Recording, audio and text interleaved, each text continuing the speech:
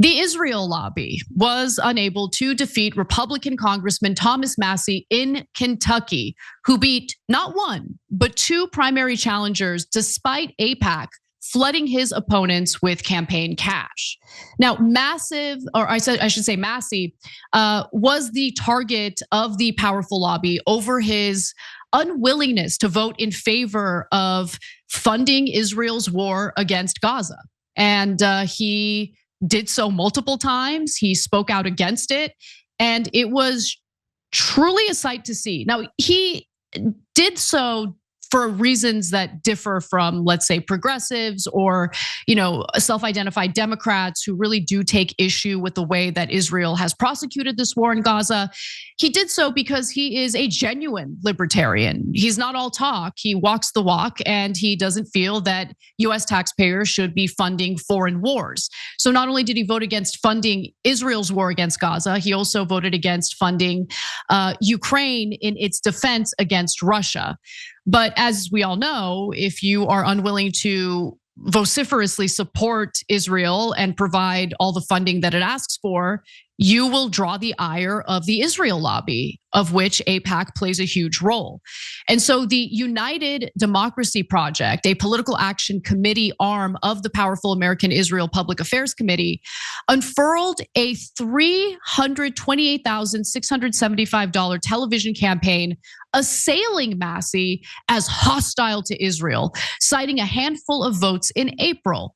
Quote, Republicans are trying to help Israel, the ad says.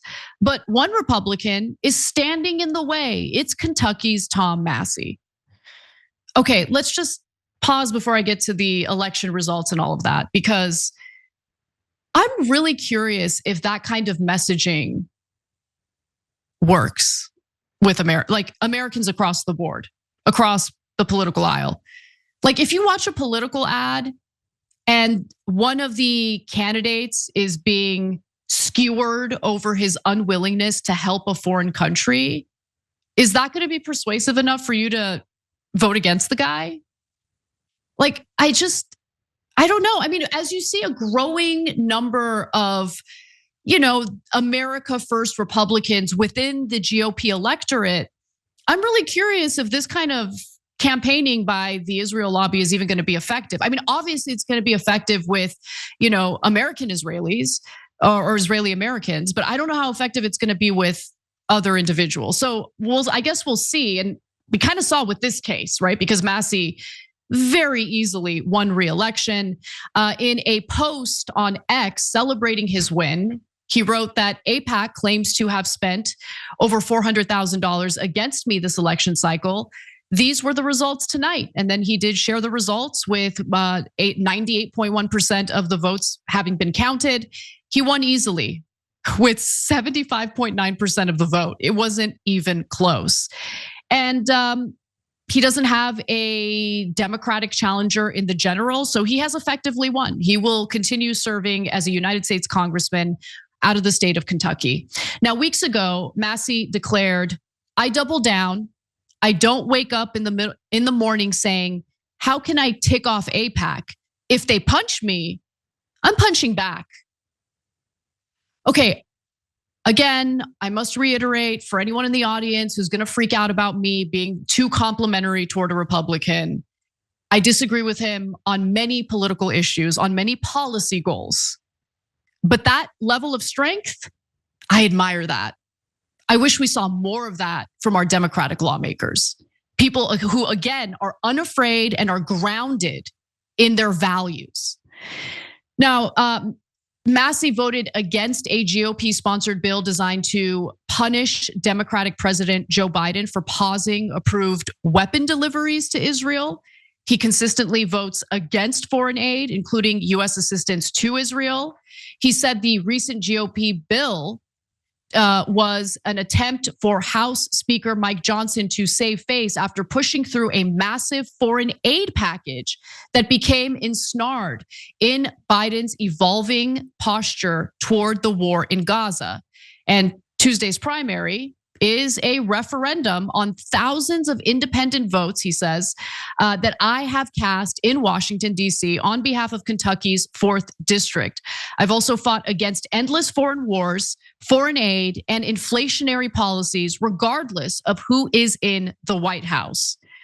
Look, to me, despite his other policy positions that I disagree with, to me, the foundation of a United States congressperson should be that congressperson puts the American people and their best interests first. Pausing here to deliver some honest truth as we do in our news coverage as well.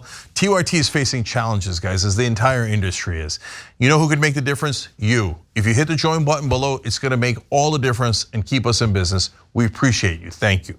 What we're currently seeing is, countless members of our federal government doing the exact opposite. And that has been a major black pill for me, to be honest, to see politicians from both sides of the aisle not putting Americans first, not even putting the lives of innocent civilians abroad first, but instead taking the legalized bribes from the Israel lobby and in turn carrying out anything and everything the Israeli government demands of our government. And it's just hilarious to me when you see individuals who purport to be America first celebrating the US's unwavering, undying commitment to Israel, regardless of who makes up that government, what that government is up to, and what they've been doing in prosecuting this war in Gaza. So it's a huge contradiction in my mind. But I should note that AIPAC isn't done yet. McClatchy reports that the lobby commits to targeting Thomas Massie again in 2026. Now remember, the representatives in the House have to run for re-election every 2 years. Honestly, I think that should change because it leads to a situation in which all they do is fundraise, and I think that's a huge problem. But they do plan to target him again. United Democracy Project, again, that's the political wing of AIPAC, says their ad fight is not meant to impact his House primary election next Tuesday, where he's expected to romp to victory over Eric Dieters, but rather undermine his appeal to voters who may see him on a statewide ballot one day. So they're assuming that he is considering running for the United States Senate, which means that he would need to garner the support of most of the voters in the state, as opposed to most of the voters in one district, which is District 4 in Kentucky. And so Patrick Dorton, who is a spokesperson for the United Democracy Project, says, who knows what office Tom Massie will run for in the future? But we want to make sure every voter in the state knows how bad he is on Israel. It is true that this is the lobby strategy. It's just that I don't think this strategy is going to work. So their spending plan, according to an investigation by McClatchy, shows that they did not purchase airtime in Massie's Northern Kentucky district covered by Cincinnati. And according to Medium Buying, which is an ad tracking firm, they noticed that no, they didn't spend that much money in Massie's district. They did spend the money in other districts in the state of Kentucky. So maybe this is their strategy, but I think it's an incredibly dumb strategy. Here's what Massie said about it. There's going to be a lot of people watching these ads, scratching their heads saying, who is Thomas Massie? And they're not going to remember this in 2 years if I were to run statewide. It's funny that some outside super PAC is more convinced I'm going to run statewide than I am. But honestly, this makes me think he's probably going to run for a statewide election, either as governor or maybe for US Senate. We'll see what happens. But the tactic by the Israel lobby here was such a failure and was just so incredibly dumb. That doesn't mean that they're, not going to spend money moving forward. I mean, it's not like they're going to stop spending money against Massie if they think they can defeat him in future elections.